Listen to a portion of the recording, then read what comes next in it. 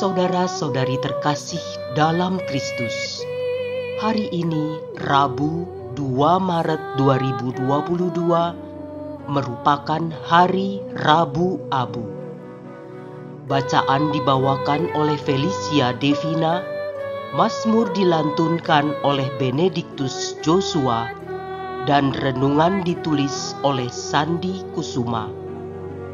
Selamat menekuni sabda Allah dan selamat berpantang dan berpuasa.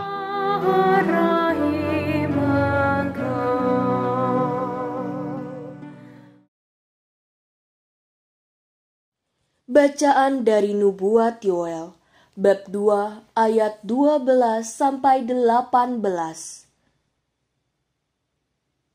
Sekarang, beginilah firman Tuhan. Berbaliklah kepadaku dengan segenap hatimu, dengan berpuasa, dengan menangis dan mengadu. Koyakkanlah hatimu dan jangan pakaianmu, berbaliklah kepada Tuhan Allahmu. Sebab Ia pengasih dan penyayang, panjang sabar dan berlimpah kasih setia, dan Ia menyesal karena hukumannya. Siapa tahu, mungkin Ia mau berbalik dan menyesal, lalu meninggalkan berkat menjadi kurban sajian dan kurban curahan bagi Tuhan Allahmu. Tiuplah sangkakala di Sion, adakanlah puasa yang kudus, maklumkanlah perkumpulan raya. Kumpulkanlah bangsa ini, kuduskanlah jemaah, himpunkanlah orang-orang yang lanjut usia, kumpulkanlah anak-anak, bahkan anak-anak yang menyusu. Baiklah pengantin laki-laki keluar dari kamarnya, dan pengantin perempuan dari kamar tidurnya. Baiklah para imam, pelayan-pelayan Tuhan, menangis di antara balai depan mezbah, dan berkata, sayangilah ya Tuhan umat-Mu, dan janganlah biarkan milik-Mu sendiri menjadi celah, sehingga bangsa-bangsa menyindir kepada mereka. Mengapa orang berkata di antara bangsa-bangsa, di mana Allah mereka? Maka Tuhan menjadi cemburu karena tanahnya, dan menaruh belas kasihan kepada umatnya. Demikianlah sabda Tuhan.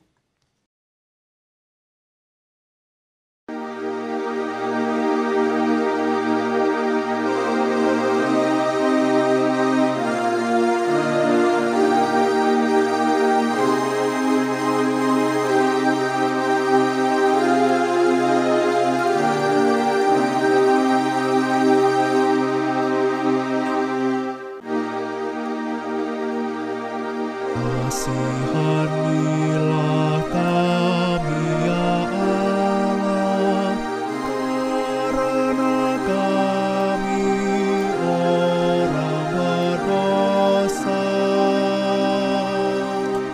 Kasihanilah aku ya Allah menurut kasih setiamu.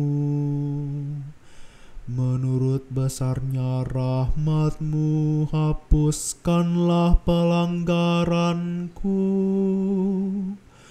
Bersihkanlah aku seluruhnya dari kesalahanku, dan tahirkanlah aku dari dosaku. Kasihanilah kami ya Allah, karena kami orang berdosa. Sebab aku sendiri sadar akan pelanggaranku. Dosaku selalu terbayang di hadapanku. terhadap Engkau sendirilah aku berdosa, yang jahat dalam pandangan-Mu kulakukan. Kasihanilah kami ya Allah, karena kami orang berdosa. Ciptakanlah hati yang murni dalam diriku ya Allah, dan baruilah semangat yang teguh dalam batinku. Janganlah membuang aku dari hadapan-Mu, dan janganlah mengambil Roh-Mu yang kudus daripadaku. Kasihanilah kami ya Allah, karena kami orang berdosa. Berilah aku sukacita karena keselamatan-Mu, dan teguhkanlah roh yang rela dalam diriku. Ya Tuhan, bukalah bibirku, supaya mulutku mewartakan puji-pujian kepada-Mu. Kasihanilah kami ya Allah, karena kami orang berdosa.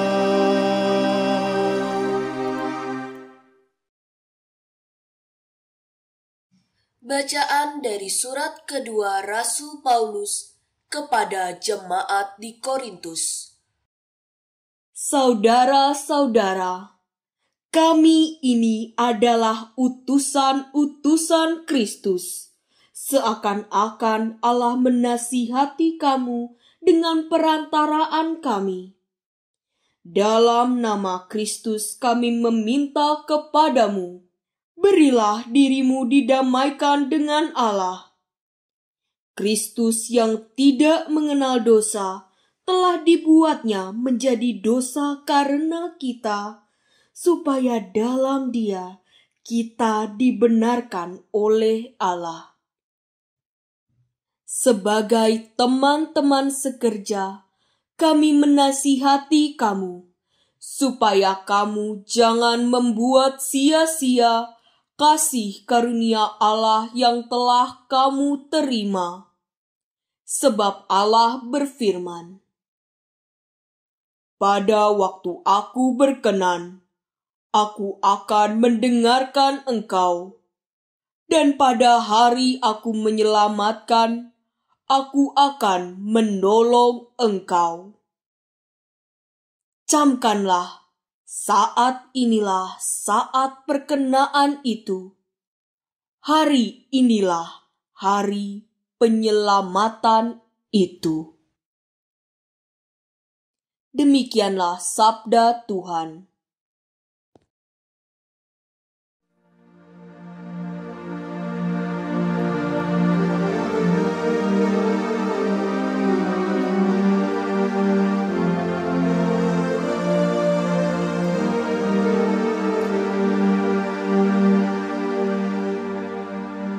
Terpujilah Kristus Tuhan, Raja mulia dan kekal. Pada hari ini, kalau kamu mendengar suara Tuhan,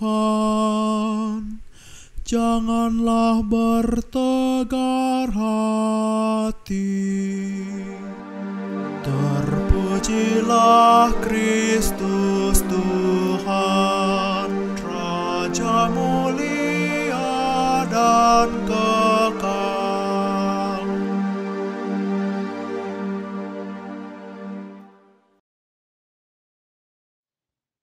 Inilah Injil suci menurut Matius, bab 6 ayat 1 sampai 6 dan 16 sampai 18.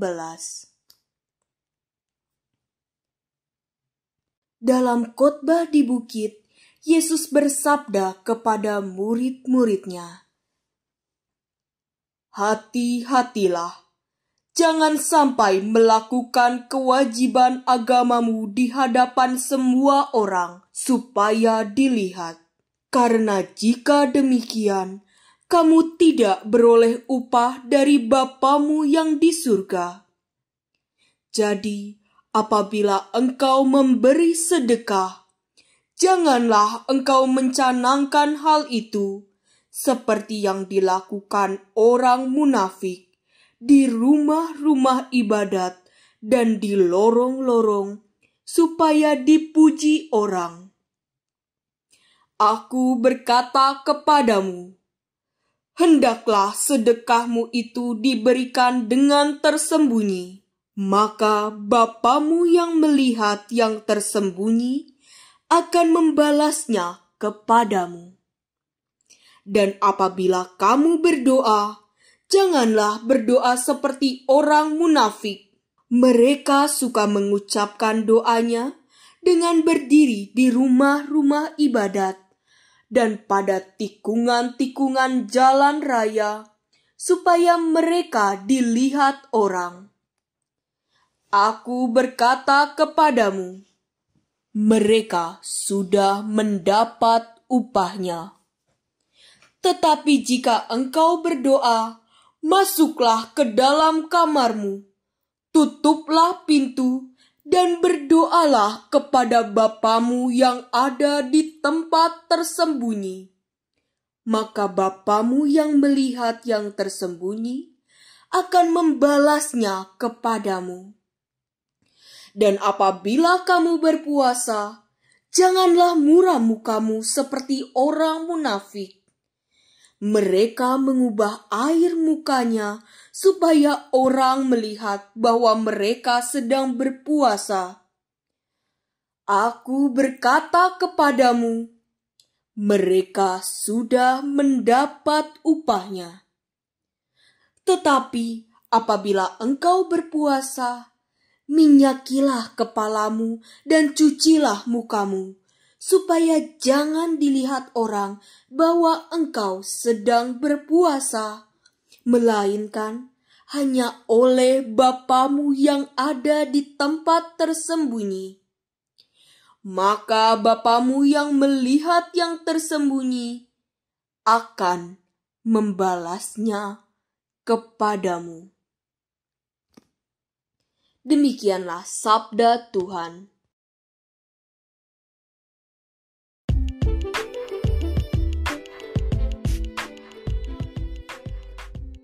Bertobatlah dan percayalah kepada Injil.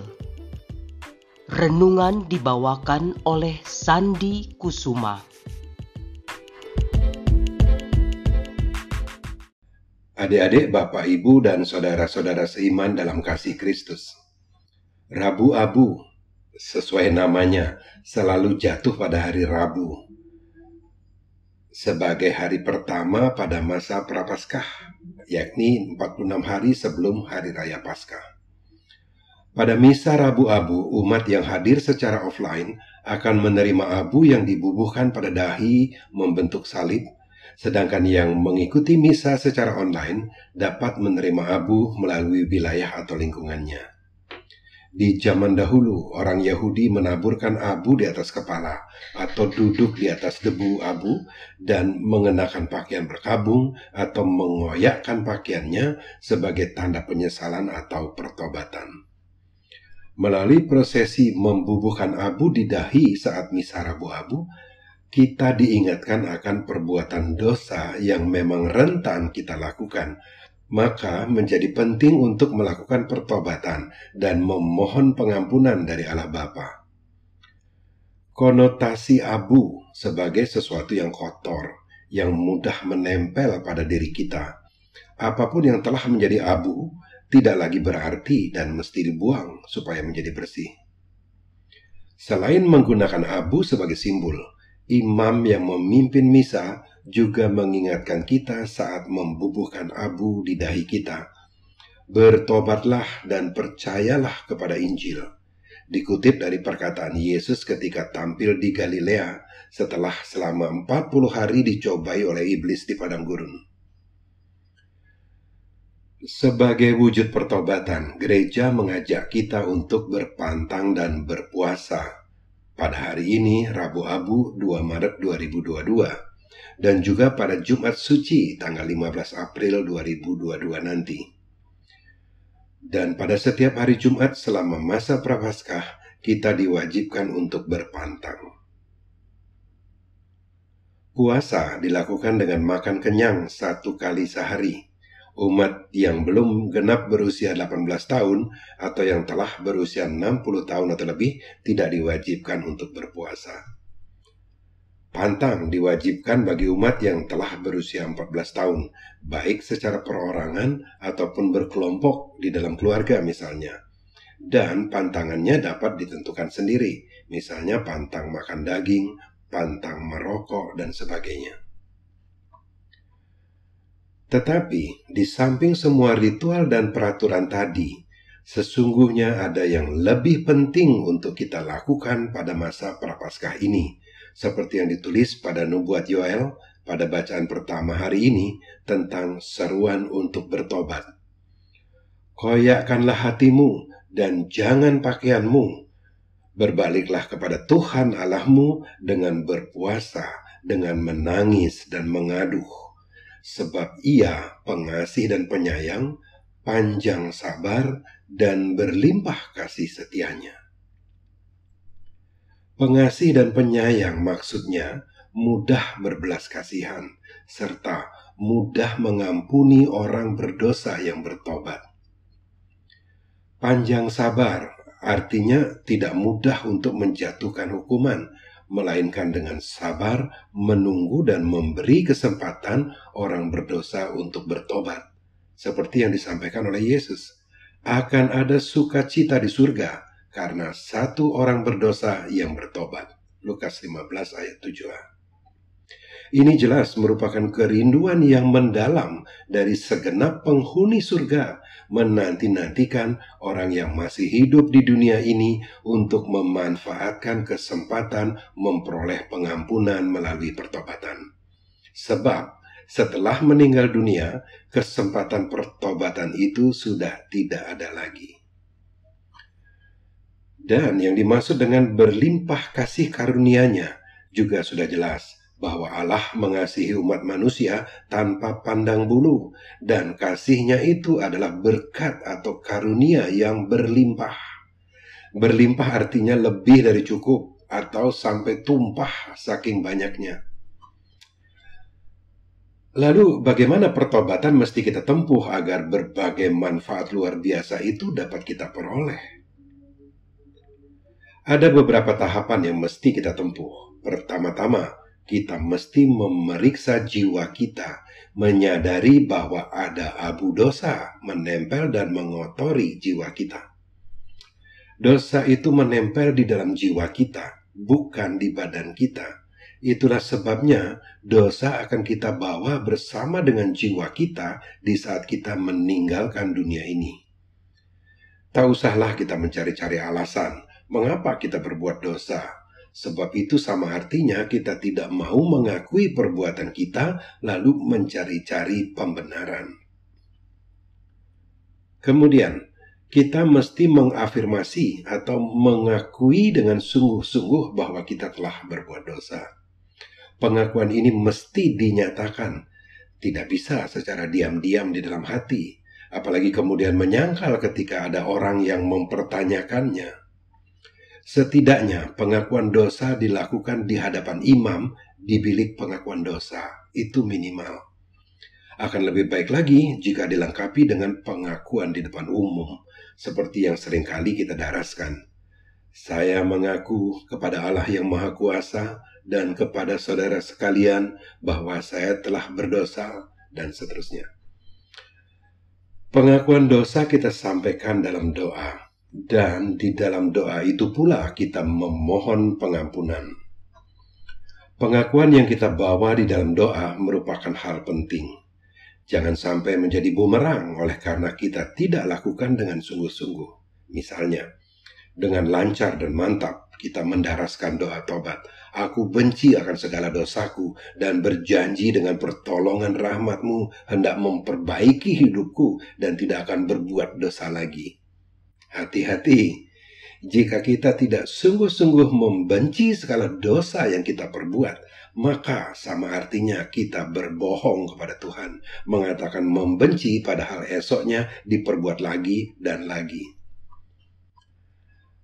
Masih belum cukup kalau masih sebatas menyadari telah berbuat dosa dan mengakuinya. Kita mesti menyesali telah berbuat dosa, berbuat hal-hal yang mengecewakan Allah dan membuat Allah menjadi sedih. Penyesalan mesti mencapai tingkatan tobat. Tobat itu artinya kapok, dan yang namanya kapok mesti disertai niat dan tekad yang teguh untuk tidak lagi mengulanginya. Kalau tidak disertai tobat, apalagi kalau sampai berpikir bahwa Tuhan itu kan maha baik, nanti kalau berbuat dosa lagi ya pasti akan diampuni lagi. Memangnya boleh berdosa, bertobat, berdosa lagi, bertobat lagi seperti setrikaan saja. Rasul Paulus banyak berbuat dosa, tetapi setelah pertobatannya cukup satu kali saja. Selanjutnya Paulus benar-benar berdamai dengan Tuhan. Paulus tidak melihat pengampunan itu sebagai anugerah Tuhan saja, melainkan lebih dari itu.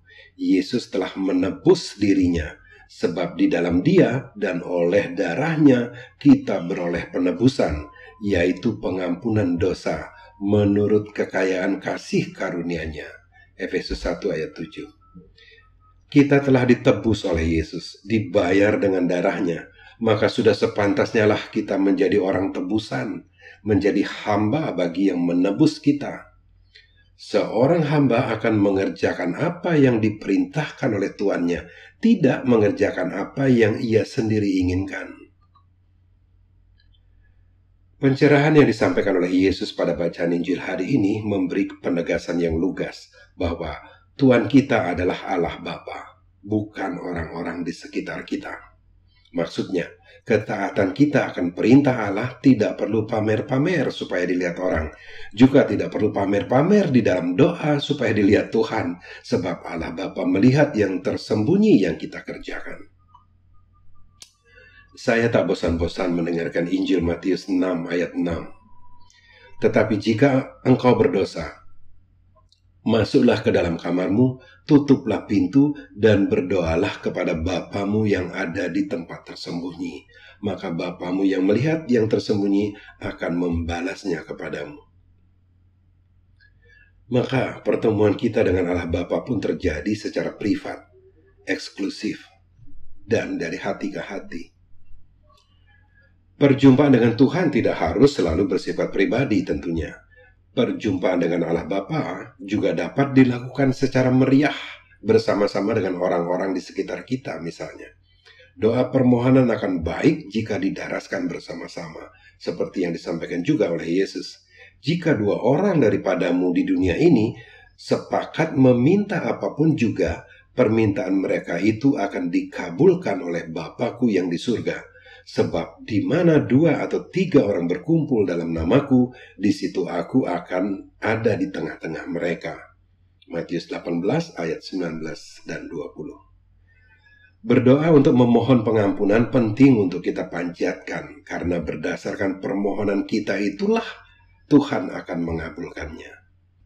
Saya meyakini ketika Tuhan telah mengampuni dosa kita, maka kita diampuni olehnya 100%. Tidak ada sisa. Seperti yang ditulis dalam surat kepada orang Ibrani, aku akan menaruh belas kasihan terhadap kesalahan mereka dan tidak lagi mengingat dosa-dosa mereka. Jadi, apabila untuk semuanya itu ada pengampunan, tidak perlu lagi dipersembahkan kurban karena dosa. Ibrani 8 ayat 12 dan Ibrani 10 ayat 7. Adik-adik, Bapak, Ibu, saudara-saudara seiman dalam kasih Kristus. Tiba saatnya sekarang kita mesti mengakhiri perjumpaan kita kali ini. Marilah kita akhiri dengan berdoa bersama. Dalam nama Bapa dan Putra dan Roh Kudus. Amin. Saat ini hati kami menggebu-gebu ingin melaksanakan retret agung selama masa Prapaskah yang dimulai hari ini, ya Allah Bapa. Bantulah kami untuk mencari dan menemukan semua kesalahan dan dosa yang masih menempel dalam jiwa kami. Kami ingin mengikuti jejak Rasul Paulus yang bertobat setobat-tobatnya, menjalin relasi yang intim denganmu, sebab Tuhan kami Yesus Kristus telah mendamaikan kami denganmu melalui penumpahan darahnya di tiang salib. Jagailah kami agar senantiasa mengerjakan hal-hal yang menyenangkan hatimu. Demi Kristus Tuhan dan pengantara kami. Amin.